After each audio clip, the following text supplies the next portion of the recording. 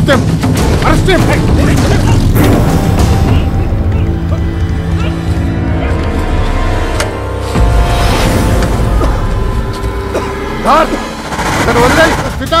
వదిలిపెట్టదని నీకే చెప్పింది. నిన్ను నిర్దోషిగా బయటికి తీసుకొచ్చింది హంతకుడిగా మారుతావని కాదు. వదిలేస్తాను సార్. నా అంజలి నాకు ఇచ్చే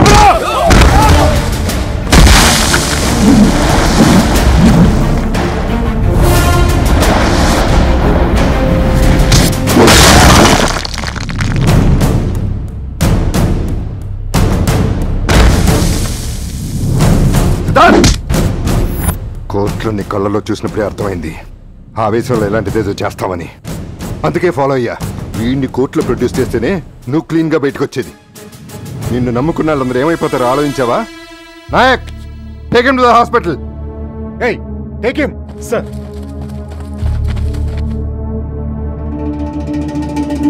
కోర్టుకు వచ్చినప్పుడు పద్ధతిగా నిలబడాలని తెలీదా?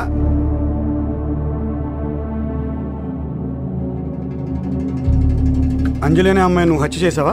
ఆధారాలనే మహానుభావుడు ఇచ్చాక అవన్నీ చూసి కూడా చేసావని అడుగుతారేంటి?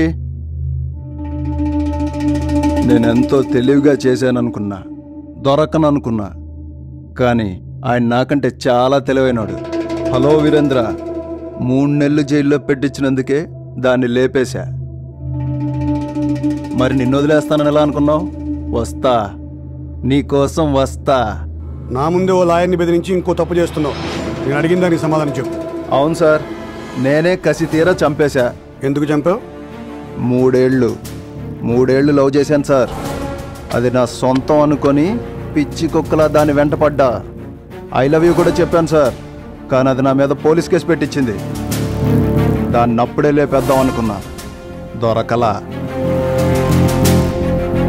ఓ రోజు అది ఉండే ఏరియాకి పనికెళ్ళా.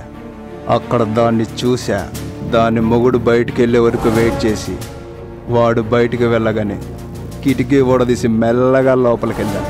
అక్కడ అది హాయిగా పడుకొని ఉంది. అంతే, అది నాకు చేసిన అన్యాయాన్ని ఒక్కసారి గుర్తు తెచ్చుకొని కసి తీరా పొడి చేశా.